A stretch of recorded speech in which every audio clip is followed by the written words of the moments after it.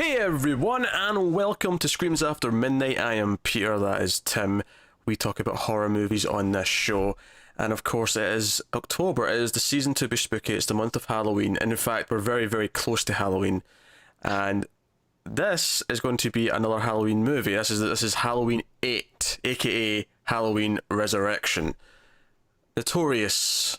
Pretty notorious. It's funny because I saw this back when it came out. I think I maybe saw it once later on, and like people always talk about this as if it's really, really bad, but I didn't remember it being that bad. I'm in the same boat because I think, like I mentioned on the last episode, H2O in this one I saw relatively, around the time that they came out. That was the last time I saw them, so I was pretty young then, and yeah. I don't really remember much about them, but I don't remember thinking they were that bad. And I was actually a little hopeful because, going into H2O last time, I was like, oh, I was generally surprised. This is pretty good. I actually kind of like this. Maybe Resurrection will be similar. We'll see. So we'll start spoiler free as we usually do. And of course, if just in case this is the first video of ours you're ever stumbling upon somehow, I'm a big fan of Halloween. Some of the sequels, not all of them. Tim likes them, but maybe isn't as passionate as me about the original. Yeah. So yeah, we're going to get into this. We've done the previous ones. I'll make sure there's a link in the corner. So what is the plot of Halloween Resurrection? So as much as we're in spoiler-free territory now, I do have to spoil the last movie, H2O, because so there's a 15-minute chunk at the start that deals with the ending of H2O. It deals with the character of Laurie Strode, based on where that movie ended. And that's all I'll say about that. We'll leave that for spoilers, I think, beyond that. But for the rest of the plot, the actual main plot of the movie, is that Busta Rhymes is, it's 2002, this came out, and he wants to do online entertainment. Dangertainment, I believe, is the name of his company. Yeah. Or at least the genre of which he wants to create. I wasn't sure if it's supposed to be a type of thing or the actual name. Yeah. It's glorious either way, I think. For good or bad reasons, it's glorious either way. And so he basically gets... This was during the boom of reality TV, when reality TV was first becoming a big thing. And he gets a group of college students to go into the Michael Myers house and spend the night with cameras on their head. And this is the thing, like if this was made like even just 5 years later, this would have been found footage. I promise you that. But they've all got cameras on their heads, and we see those cameras occasionally, and they're in the house for a night, and of course Michael Myers shows up because it's a Halloween movie. Of course that's going to happen, and that's it. That's the plot of the movie. Tim, do you enjoy Halloween Resurrection? No, not at all. This is straight up garbage. God, this was awful. Like I guess dumb, cheesy, entertaining ways, like, so bad it's good kind of stuff. There's a few times that I laughed. And yeah, I can agree with that. But I guess at the very least, most of the movie doesn't shit on the mythology that much, so at least it's not as egregious as 6 or something. It's harmless, I guess, is what in terms of the franchise. It's hard. It doesn't. I mean, the 15 minutes at the start does, but the rest of it is harmless because it doesn't really. It's just a bunch of random people are in the house and Michael starts killing them. Like, so it doesn't affect anything. If anything, I'm okay with this as. At least the idea that you can just have a random group of people stop, because we're at a point now where do we need Laurie or someone in the Strode family every single time we need to have a Halloween movie? Like, I don't think we do necessarily. So, sure, why not? But it's just funny, actually, as I asked the question, I said, do you like Halloween Resurrection? It dawned on me my first complaint with this movie. Why is it called Halloween Resurrection? What's resurrected?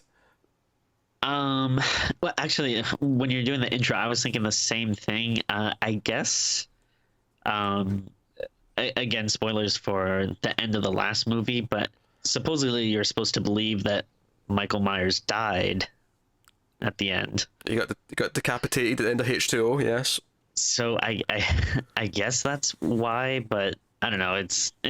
Either way, it's freaking stupid. Yeah, it's just such a generic title to use for a sequel. It sounds so direct to video.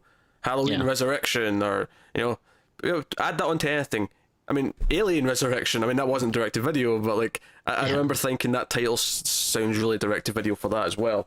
I mean, Hellraiser Resurrection, Children of the Corn Resurrection, works for all of them. There's a few things like that I feel like just get overused. I don't know if it's just because people need like, ideas for titles or something, but I feel like another one that you see a lot of is like The Next Generation or something like that. Feels like that's been done a few times. I blame Star Trek. Star Trek started that one. So no, I don't like it much either. I don't hate it as much as the remakes. Sure, yeah. Because like I said, harmless is basically it. It's funny though. I think before rewatching it, I would have said I easily preferred this to 6. Having watched this again and 6 close together, I'm not actually sure how I feel on that. Because I feel like 6 is more harmful to the franchise and what I think of the character and all those things. But I feel like the actual filmmaking in this one and the actual kind of like scares and kills and stuff are worse. Oh, I would agree with that. Yeah. So I think that's what it kind of comes down to. On a plot level, 6 would probably be worse, and then on a I don't know, like a filmmaking level or something, this would probably be worse. It's funny because the director of this, Rick Rosenthal, is the same director as Halloween 2. Really? Yeah, it was I weird. didn't even realize that. It's weird because it's like 20 years apart, but yeah, he came back and did this one. And I think maybe either he got much worse over 20 years, or the fact that the second movie had a script by John Carpenter helped him a lot. It was like, here's the blueprint, you just have to shoot it. Maybe that's why, I don't know. I would say that definitely plays a big factor. Probably.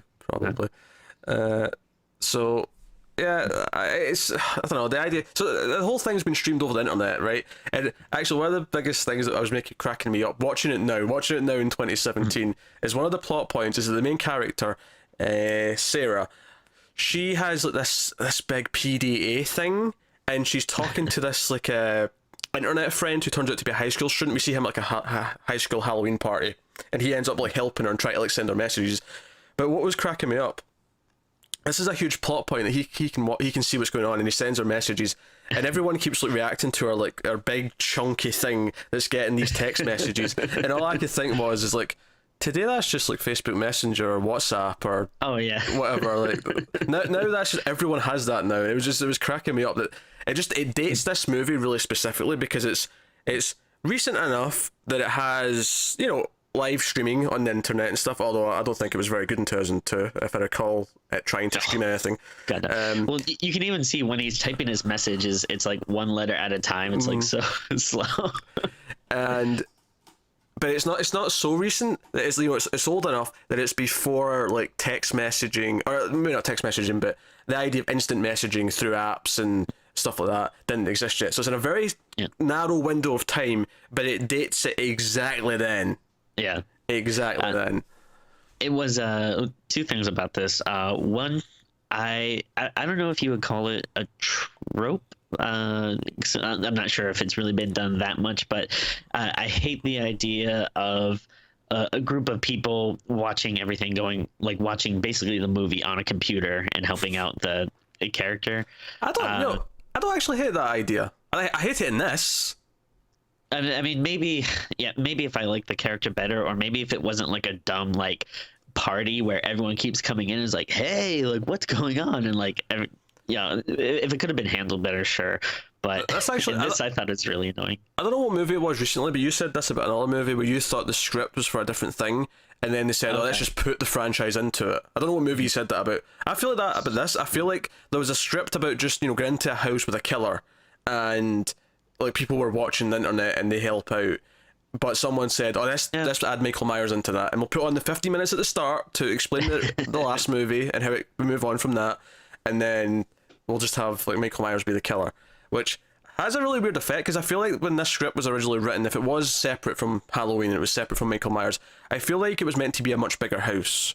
Like, I feel like Yeah. the house is actually, I mean, it's a big house, a big family house, but for like 6 characters wandering around and investigating, there's not really that much places to go and check things out. Yeah. I feel like this was meant to be a mansion in the original script, probably, but then once they made it Halloween, oh no, now it's just a house. I mean, we'll cheat and make it as big as we can, but really, there's only so big we can fake this. The other thing that was driving me crazy, and this is more of a personal thing, but as you know, and people might have even heard it on the podcast before, I was having a problem with my PS4 where it would always eject stuff, and it would always make a beeping sound before I did it. So I'd hear this beeping sound, I'd be like, God damn it, all right, the disc is about to come out. And then it sounded really similar to the beeping sound that the phone makes in this movie. Oh, right. So every time the phone went off, I was like, because I actually ended up getting a new PS4 because it was driving me crazy. So every time I heard that beep, I was like, God damn it, don't tell me this one has the same problem. Yeah, Tim's a professional now. He got a PS4 Pro. Yeah. Look at him. Oh, he's all high and mighty over there, and he's ivory tower.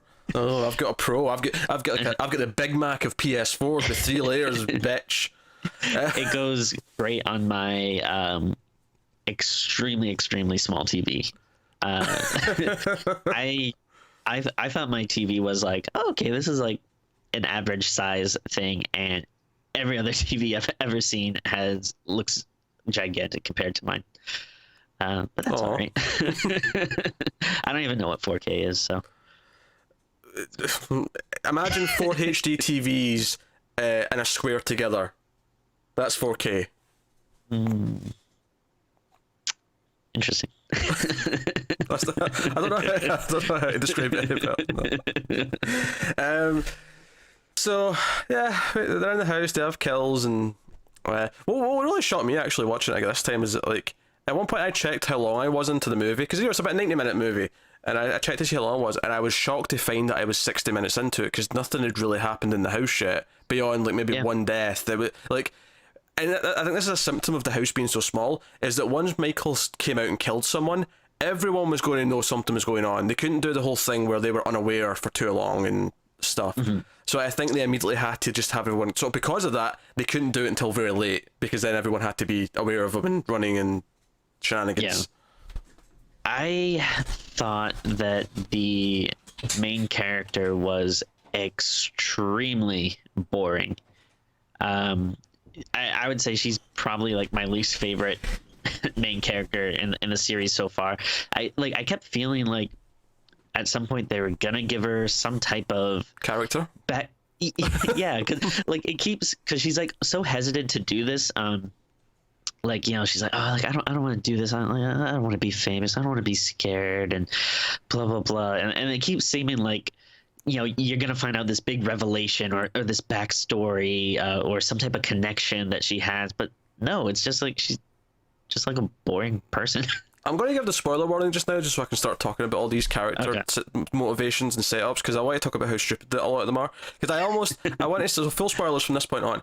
So I almost am like, no, I think we're better off that she's boring, because all the other characters who have things that pay off later are all really stupid. Just sticking on her. Like, we find out our like online sort of friend, kind of boyfriend, is actually a high schooler, right? As I mentioned. And you think, oh, that's going to be a thing later on, and she's going to find that out. She never does. Never comes up. Yeah, I kept thinking, like, you know, at the end he was going to, like, I mean, I don't even know if how close they are to each other, but, like, I thought he was going to show up at the end and meet her in real life or something. And she was going to be like, you're graduating soon and you saved my life, so yeah, it's fine. Yeah. Like, but she never finds out, so nothing is ever done with it. Busta Rhymes, he later on in the movie does a kung fu style kick to Michael Myers, which kicks him out of a room. He also bursts into a room and says, "Trick or treat, motherfucker," which is glorious. But they set this up, right? They set up his kung fu because earlier on in the film, when they're like the night before they're going to do the show, he's in his motel room and he's watching some martial arts movies, and I think it says Chung Lee, which I don't know if that's even a real actor. Well, I mean, I have no idea. I mean, obviously I kept thinking like, wait, is he talking about like the Street Fighter character? Yeah, Chun-Li. I think it was Chun-Li though. But Okay. it was cracking me up because he's watching this movie and he's like getting really into it. He's like he's constantly commenting on what's happening, and then the door goes and it's our main character who wants to drop out of the show because she's nervous because she doesn't want to be famous, as we've established. That's her whole character. And as he's getting up to get the door, to answer the door, he's got, I was like, oh, who's knocking on my door at this time, stopping me from watching my Chun-Li?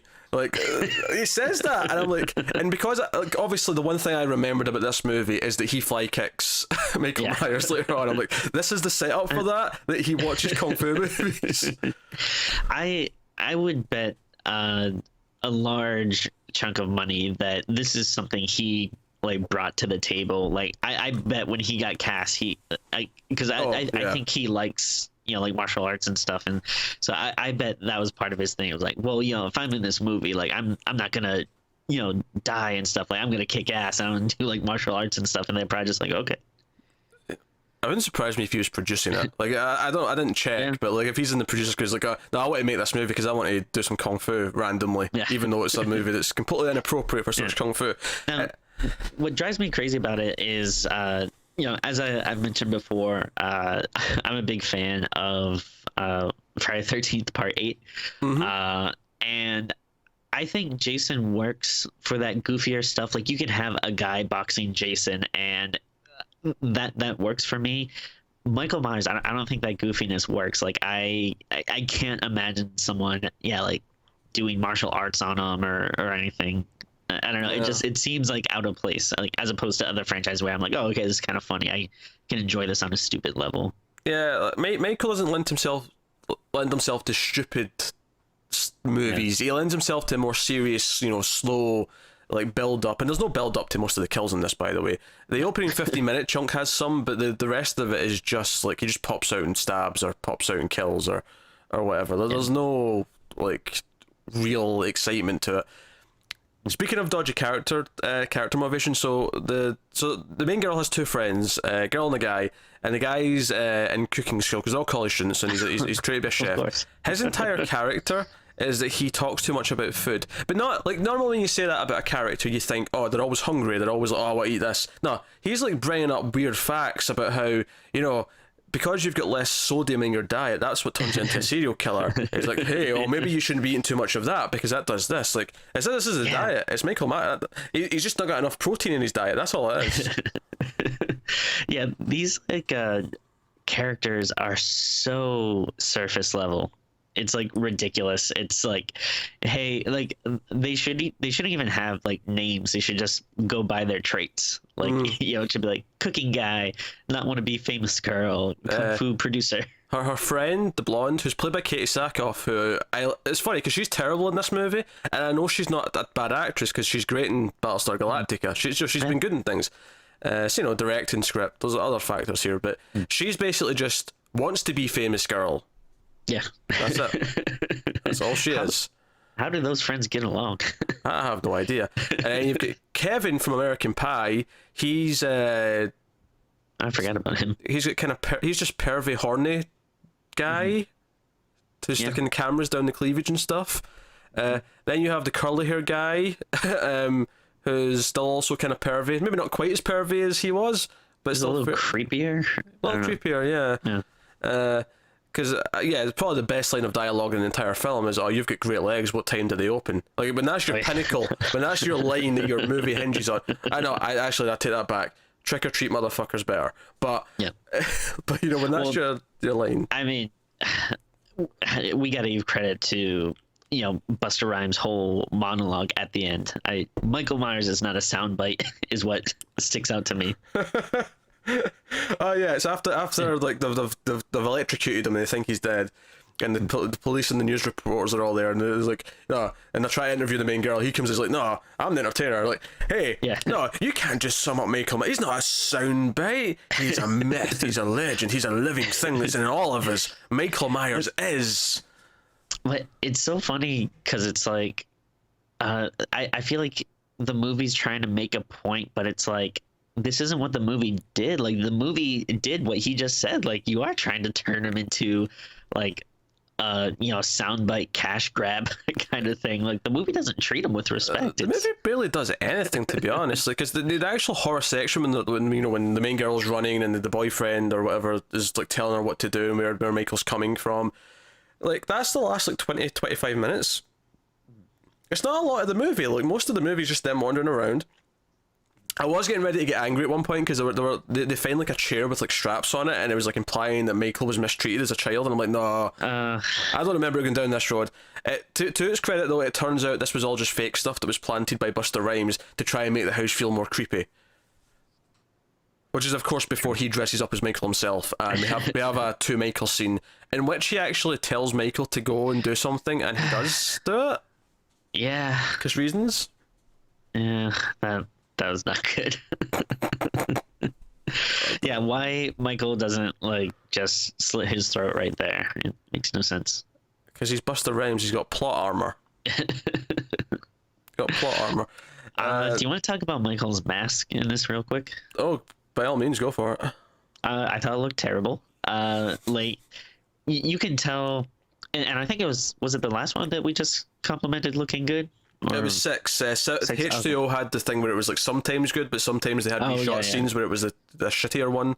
But yeah. But like it's funny because the mask is so plain that you kind of think like you can't really mess it up that bad. But they tried to add like these kind of like eyebrows.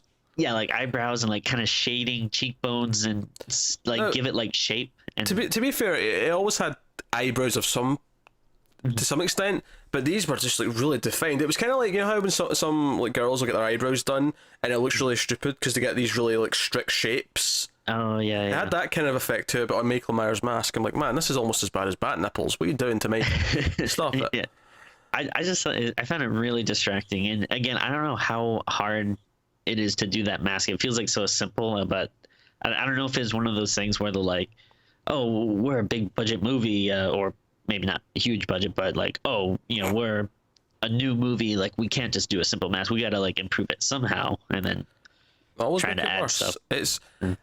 It's insane to me. Like it should be that easy. Like surely a modeler can look at the, even if it's, you can't just go back and get the William Shatner mask they used and stretch it out and paint it white to get the same effect. You cannot be telling me there's not a modeler or an artist who can design it and just make it from based on the original movie. Like, oh yeah. I hope the new one next year, Halloween Returns, whatever it's going to be called, I hope that we get a proper looking mask for it. Really, yeah. I mean, Stranger Things had a better Michael Myers mask than this. And that's just one scene. It's just a little joke scene, but it's a better mask than this crap. Oh dear. Is it before I'm saving the Jamie Lee Curtis section for last because I know I'm going to get really upset about it. So I'm working through the other things.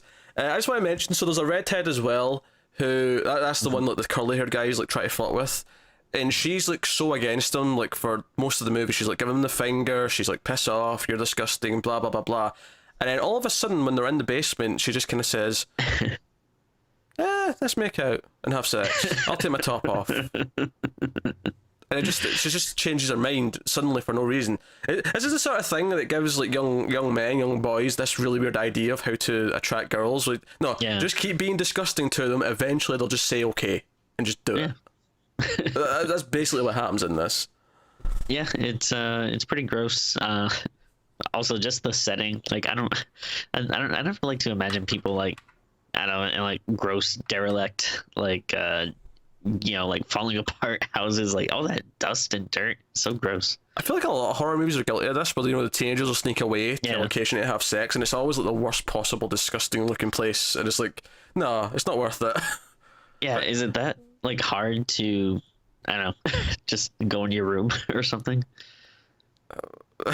Well, I think the argument is the parents may have a problem with it if they're that age. Yeah. Admittedly, these are college students, so they shouldn't have that problem. They're a bit older. They've got the freedom. They can do what they like. I don't know. Actually, all the characters seem to forget a lot that they're on camera all the time. Because, like at one point, a couple of them are getting high. It's like, oh, but I hope there's no cameras in here. And they're like, oh, we're wearing cameras. And then they laugh because they're high. And I'm like, that wasn't that funny. Actually, you know what? kind of cracked me up is going back to the idea of this is being broadcast, and you have the guy on the internet that's watching it and helping him out, but then the stuff that he tells her really isn't that helpful. Like at one point, the girl's like, where's Michael Myers? And he just replies like, he's in the house. And it's like, that doesn't, and then he ends up being Useful. like right behind them. And it's like, you could have said he's behind you. He's in the hallway. He's in this room coming up the stairs. It's just like, yeah, he's in the place you are somewhere. Also, it's weird that he tried to kind of answer that he's been living under the house for 20 years before H2O. You find like this little dead, and I'm like I get that obviously he showed up after 20 years. He had to have been somewhere, but it feels like just leave it be a mystery. Like giving me a little bed under the house just makes me like I don't want to think of Michael Myers going to sleep, or eating dinner. Like I don't want to think of him doing those things. Don't treat him like that. Just he's a force of nature, and just leave it at that, please. So weird. I'm just waiting. Yeah, the next Friday the 13th, we'll have Jason. He'll lift up the mask and he'll be eating some chips. It's like, he'll get out a big cucumber and he'll use his machete to chop it up. Oh, jeez. It's kind of, it's almost kind of tough to like think of other stuff to talk about, because there really isn't that many standout scenes. Like you said, the kills, like I honestly I can't really think of one that memorable, except for the one in the beginning, which obviously is not an enjoyable one. The rest of them don't show much violence. They don't have a lot of build up, because I think Halloween, I don't need violence in the kills necessarily. Like, if you want to cut away at the knife stab or whatever, or have it in silhouette, I'm cool with that. For Halloween, I want the suspense. I want the chase. The slow moving killer. Like, and that's because it's such a sort of tight location, because it's just a small house. There's not a lot of that, because it's. And then I feel like it even gets like repetitive too. Like at one point they're upstairs, and then at one point they're like back downstairs, and then it's like, oh, weren't we kind of just here? And like you said, it's like, oh yeah, I guess we don't have that many locations to go to. Well, I guess this is all we've got. And obviously, and then I was gonna say, like, too, it's like you really can't leave the house. Like, the front door, was it locked or barricaded, or? I think it was locked. But you can't smash through, especially like Busta Rhymes. Yeah. I mean, because he kicks Michael through a window that's all boarded up, and he goes flying out and gets hung. So, I guess it's possible. I don't know. I mean, obviously, there's a thing at the end where Michael's taken to the morgue, and his eyes open at the last second, just so we could have more movies if we want them. And the franchise instead was just dead for 7 years, and then we got Rob Zombie. So thanks for that. So I was nervous for a second that they were going to show his face. Oh, right, yeah. Yeah, they cheat a little bit. They show his kind of electrocuted face, but the mask is kind of melted on there. Yeah, you do recall, though, they showed it in the first movie. It's not really like a clear shot. It's like kind of like silhouetted, right? Like it's. Oh, it's pretty clear. You see his face, yeah. I guess I don't have it burned in my memory that much, but it's a really good little moment in the first movie, because it's when Laurie like pulls it off, and he grabs it back and puts it back on immediately. Like he's like nervous about it. He doesn't want to have it off. So I do remember that. I just don't remember us getting too clear of a shot of it. But I mean, it is dark, but you can still see his face. So I think. Yeah, check it out on my PS4 Pro. See, it really enhances it. Blu-ray Pro, not quite 4K, but it has a little bit extra kick it to it. The only other scene I thought, I mean, it's not even like that big of a scene or anything, but the audition scene did make me laugh, especially about the like ridiculousness of the main character being able to scream and break glass. Oh yeah, that's right. Because they think she's bored, and then she screams when she gets a fright, and she breaks a glass that's over there. Yeah, and you just see like Busta Rhymes is like, "Ooh, yeah, I need that. That's what I want." Like, that's what he's like. Also, I like that they're setting up the cameras, and the camera guy gets killed, and he's like, because he's debating with Tyra Banks, who's like in the control room. Yeah. And he's like, "Oh, I'm looking for the right angle, because regular's not scary. High angles may be scary, low angles may be scary." she turns around to make like I don't know, a mocha or something. She's got cream in her coffee. She's doing all sorts of things, and Michael like stabs the guy with a tripod, which I'll give them credit. I've never seen that in a movie before, and if you ever used a proper tripod, which I have, those spikes in the bottom are dangerous. You know, okay. I can buy that you could kill someone with those. It's doable. Good to know. But then like, Michael just throws the camera down, and then she turns around and she's like, "Damn, Charlie, that's a good shot, son." Well, this is just goofy, and I like goofy slasher movies. I do. I think it's just it never goes far enough to actually be proper silly fun. It's just it finds itself in that middle section where it's stupid enough that I can't take anything remotely seriously, but none of the kills, none of the suspense is there to actually make it enjoyable in a proper way. None of the characters are fun enough to make it funny or anything like that. You know, outside of one or two moments like Trick or Treat Motherfucker or the Kung Fu. Like that is the only time it really kind of perks up and you're like, oh, that was kind of funny. Yeah, there's a few things like that did give me some entertainment, but overall, it just was a little dull. Like it really needed some better kills or just more Michael Myers or something a little more fun to it. But again, at least aside from the beginning, at least it is like mostly harmless. Yeah, mostly harmless. Before we get on to the opening though, I just want to talk about the music, which I've done kind of throughout all these movies. Cause I like the Halloween theme is so famous and the score is so good that how each movie tackles it is interesting to me. I do think this, at least on face value at the start of the movie when it starts playing, it's like, okay, that sounds like a piano. It doesn't sound like this weird like mix or whatever that some of them have.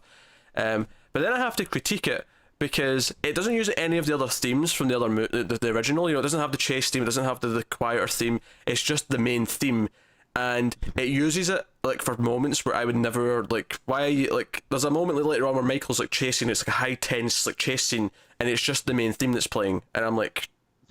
Did you not think, oh, maybe we'll use the theme that was designed for Michael chasing someone in that scene or anything like that? I don't know. It felt like, okay, it sounds okay, but then you're really misusing it and, whatever. So that's my complaint in the music. Yeah. Again, you know like more about the music than me, so it didn't stand out to me as being that big of an issue, but I mean, it also didn't really stand out to me as being that good either. Other than like, of course, like the classic main theme and everything. Oh yeah, the rest of it is just really generic and stuff. Yeah.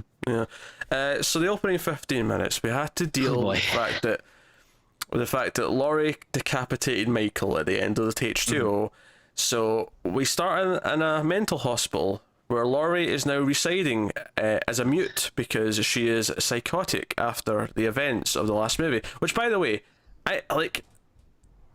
In no way, shape, or form is this ever satisfying. Coming back, like, especially when you like the hero of the previous movie, to come back into the sequel and find out that they're just broken because of it to this extent, it's just.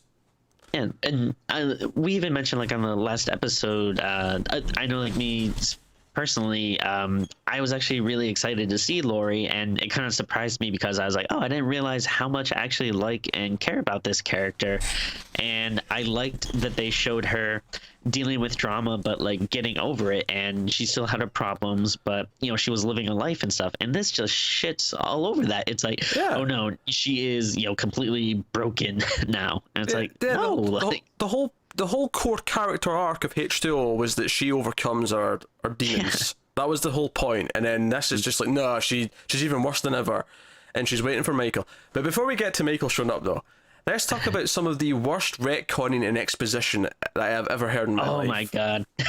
This is god awful. There's two nurses, right? There's like a new nurse and the nurse that's been there for a while, and she's explaining, oh, Laurie Strode's up there. It's like, oh, her brother was Michael Myers. Oh, what happened? I was like, I thought she killed Michael. No. And we get these flashbacks to like this paramedic who was like going to get Michael off the table from when we thought, the movie was kind of over in the last one before the final bit at the end. And we see that Michael killed this paramedic, or not killed, but he crushed his vocal cords, and put the mask on him. He switched places. So I have several problems with this. One, it's just a really bad retcon. Two, the exposition here, like after we see Michael like put the mask on him, right? It cuts back to the nurses, and the other one's like, he switched places. Right? It's like it assumes the audience is so dumb that the nurse has to then tell you everything that we're seeing as we're seeing it, and it is really bad. And I love how this separates the vocal thing, because she's like, but why didn't she know it was him? Why didn't the paramedics speak out? And then it shows you him getting his it was almost like, that was so dumb. it was almost like it retconned itself within the same scene, because they gave you the reason that it wasn't Michael, and then the nurse pointed out a plot hole and then said, oh, this is why that happened, let's write that back in. It was almost like the writer was writing it, had that thought halfway through, but was too lazy to go back and just rewrite the scene from the start, so just had it in there, and it feels so forced in. It's awful. I hate it so much. It's so bad. It kind of feels like, as he was writing, he was like, well, people might be like, oh, why doesn't he say something? So, I'll just add this. And then, but I mean, there's also like still stuff like, the guy when he's pinned against the truck and stuff. It's like, couldn't he have taken the mask off, or, try to be like real frantic and be like, no, not me. Like, I can't say anything, but like, of course, this is the problem when you're trying to retcon this, when the previous film, clearly it was Michael Myers. Yeah. It was clearly supposed to be him. So I guess we have to kind of give them that part of it, just because they can't really go back and mess with that. But like, I don't know, it's bullshit. So Laurie Strode, like, Michael shows up, kills some guards. Although, by the way, I want to talk about how stupid, or not how stupid, but so there's two guards. One, they get separated, and then one like goes up to this big like dryer, and he pulls the door open, and the other guard's head's spinning in the dryer, and then he backs up and he trips over the rest of the other guard's body, and I'm like, how did you get to the dryer and not notice the dead body lying right in front of it? Like, he literally had to walk past it to get to the dryer. Yeah. And also I like when he opens it up and he's kind of looking in and like pulling stuff out, and like there's obviously like very bloody clothes and stuff in there, but he's still kind of like, wonder what's going on. Like, that wasn't your first clue, being like, oh my god, like, what the hell? Yeah. And Michael appears in this scene. They actually reuse a moment from the last movie where he like descends from like the ceiling. He has like his arm up and he lowers down. Except it goes too quick. That's actually my other complaint with this, is that all the kills are too quick. Like, everything's very truncated and it has no suspense as a result. I mean, I kind of mentioned that, but this was like the first example of it, and it was really sort of, because it was the exact same moment as H2O, but it was much quicker. You could clearly see this is the problem. This is them just not getting the pacing of the kills. And he goes to Laurie's room. She jumps him, races up to the roof, gets him in a trap. He's hanging off the edge of the roof on a rope, on this like I don't know, clothesline kind of thing. I don't know. It's there for a rope to go down, so I'm not really sure. It's like a winch, I guess. Maybe it's for lifting things up from down below. Oh yeah. But and he's hanging upside down. But then he starts to go like this and put his hands to his face, and she's like, "Oh, I've got to know before I drop you to your death. I need to know." And she goes to grab the mask off. I did decapitate an innocent guy before, so I guess. Yeah, it was just funny because it gave you a quick flashback to her finding, like, to what we'd already just got, but we only just got that flashback for the first time like 2 minutes ago. We really didn't need. Oh god, it makes my head hurt too. It makes my head hurt. Michael grabs her and they kind of flip down, and he puts a knife in her back, and she's not scared. She just says, "I'll see you in hell." And then we get this really bad looking slow motion shot of her falling she gives into him a the little trees. Kiss too. Oh yes, right. She kisses him on the mask. Yeah. For reasons, and she just slowly falls Christ style into the trees, and it's just really bad. And and I just like, you're killing off Laurie before the opening title, which, by the way, the opening title like goes away really quickly. You almost got no time to read it. It just fades to the thing. I'm like, oh, okay, right. I guess if you didn't read Resurrection quick enough, screw you then. I want to try to look to see if Jamie Lee Curtis talks about this, because when I was watching some of the behind the scenes stuff for H2O, like Jamie Lee Curtis was talking about how excited she was and how involved in like a lot of aspects of the movie she was, and talking about how with the original movies, she didn't want to do them anymore, and then this was like a big thing to come back, and she wanted to give something for the fans. But this seems so like antithetical to everything about that. I think H2O was meant to be the end of the story. Like, she thought, like, she put her heart and soul into that because she wanted a big finale, and that's it, done. And then they kind of dragged her back and purely just for the reason they had to explain the ending of the last one because it made no sense for him to just be around, and that's why. So I'm just curious if she was like, if they threw a bunch of money at her, or if she was like, all right, whatever, fine, let's just get this over with. Like, well, I think that's why she's only in the first like 10-15 minutes, right? Because she didn't want to do this, but she was like paid enough to like, okay, fine, I'll come in and you can quickly do this. But it feels like such a disservice. It just kind of, this is the part that throws the franchise, throws the original film under the bus and just says, no, none of it matters because she's just killed off before the title. I do actually want to. Well, I was just gonna say, I would like to make a list of like the most egregious, like just like FUs, like for like sequels that just totally like ruined the last movie. Yeah, yeah. Like obviously, like I feel like this and Alien 3 obviously would be like the big. Oh, Alien 3, ones on the list. Damn, you're right. Alien 3's a big one. I'd put in Kick-Ass 2 to an extent, actually. Oh, okay. Kick-Ass 2, I'd see that. Rank up there. There's actually one thing I do like about this opening section, though. Just one thing. Okay, all right. There's a crazy guy in the hospital who loves serial killers. I actually kind of liked him. Yeah, it wasn't bad. Like, when we see him get, like, the guards taking him to his room because he's been wandering around, he's just, like, reciting, like, the birth dates of, like, serial killers and how many victims they had and stuff. And at the end, after Michael's killed Laurie, he walks past this guy's room, opens the door, and hands him a knife. I don't really know why, but he hands him he's respectful to his fans. I guess, yeah. He cares about his fans. He cares about his Michael Maniacs, or whatever he calls his fandom.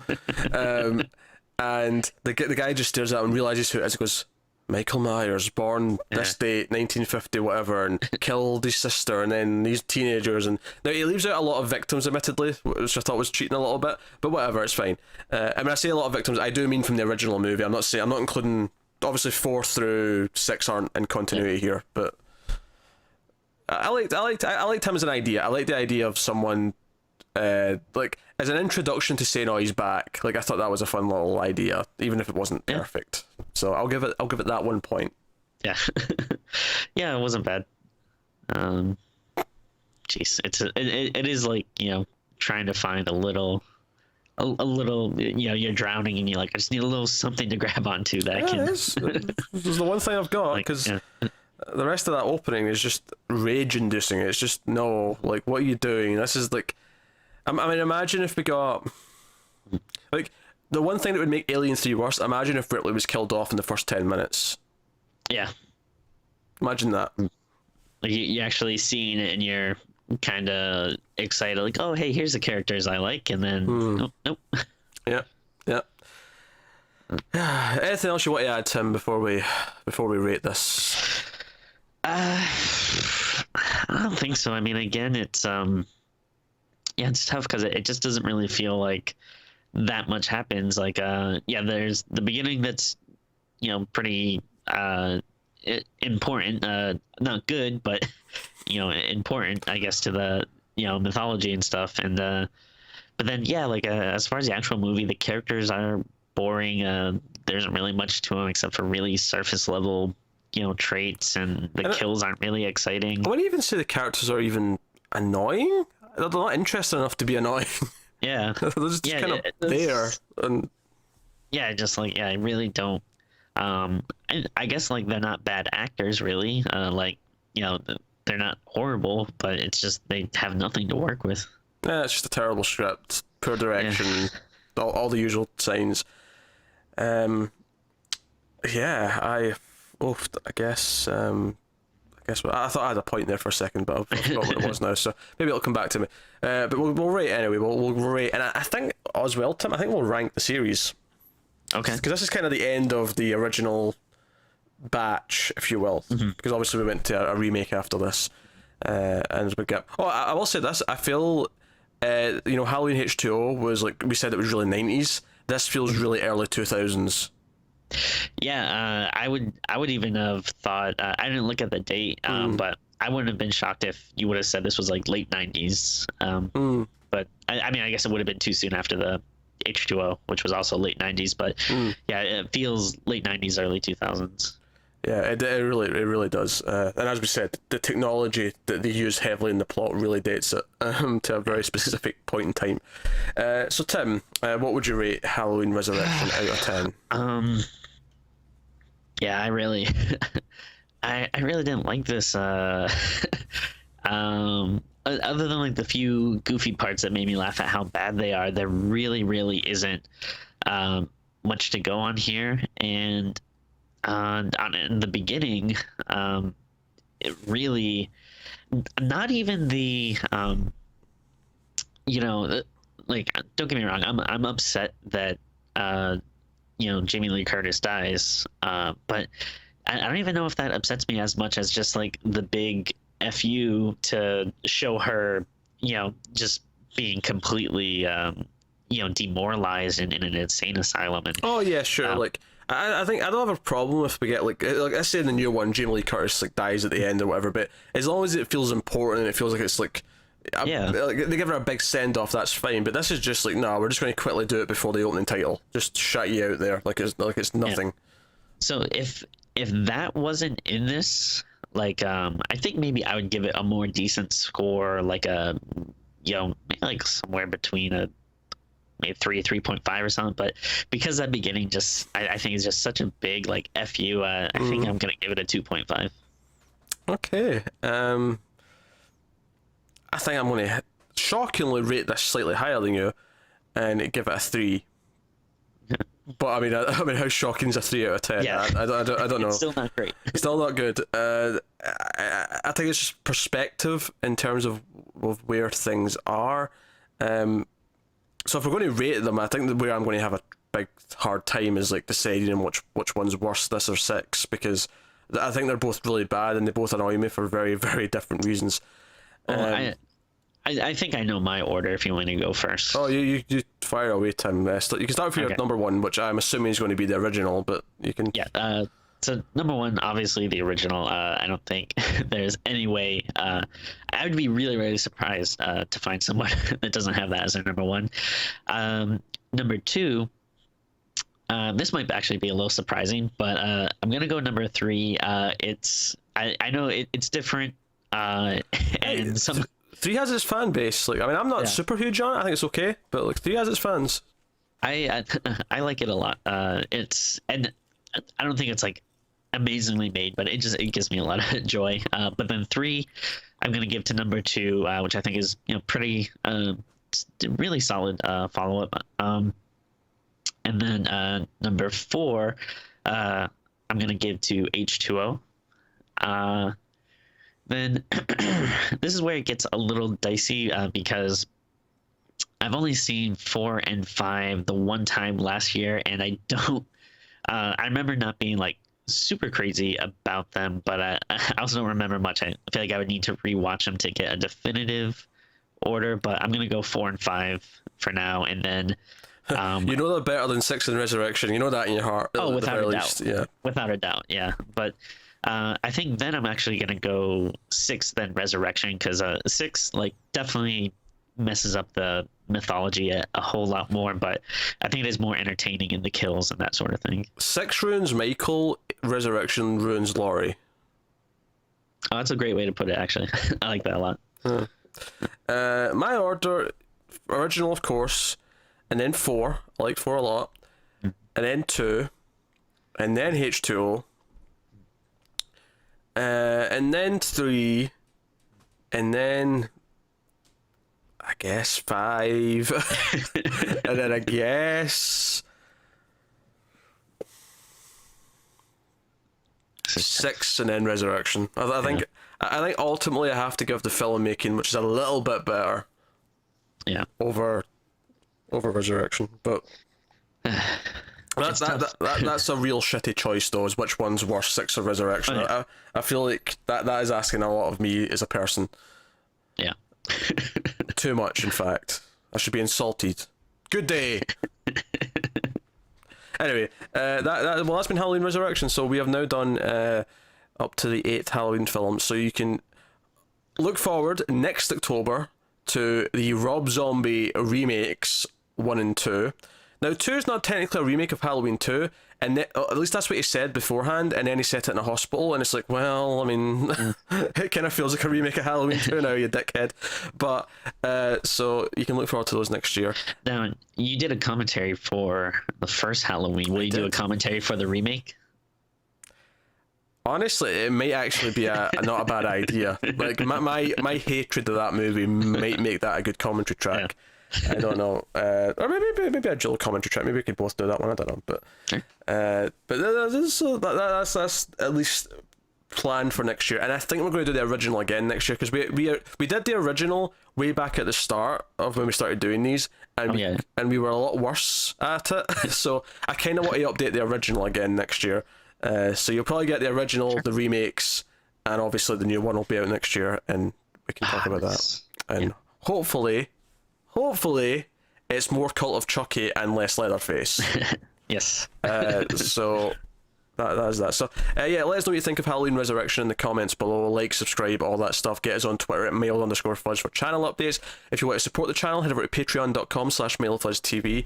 You can do that over there. Of course, some of the streams after midnight perks that are in there in the $5 tier. You get to vote once a month on a movie or an episode. You have access to the newly created Crypt, which is a list of user-submitted movies. The idea is that you submit a bunch of movies as a form for patrons at the $5 tier and up, and it goes onto a to-do list, basically. And every so often we'll either put them in a vote for patrons as that month's vote, or we'll just pick one and do it if we want to give it a try. And it basically means that when we don't have an idea for what to do next, we go, let's look at the user-submitted ones, and we can pick one of those. And there's no limit to how many you can submit, how often you can submit. I mean, one of our regulars has already put in 20+ movies, which I'll make fun of them for a little bit, but that's the rule. Like, you know, let to do that. That's cool. So check out stuff. Tim mentioned the commentaries. There's a new commentary tier on Patreon. The first 2 are free though for everyone for the month of October. And when I say for the month of October, they're October's tracks. They'll always be free. You can always go back and check out my Halloween commentary for free, and then the group commentary we did for Darkness Falls. That's always going to be there for free. But yeah, so the new one's just for the Patreon tier though in November. So that is us. So thank you once again for watching. Keep watching scary movies, guys. We're almost at Halloween. We'll see you next time.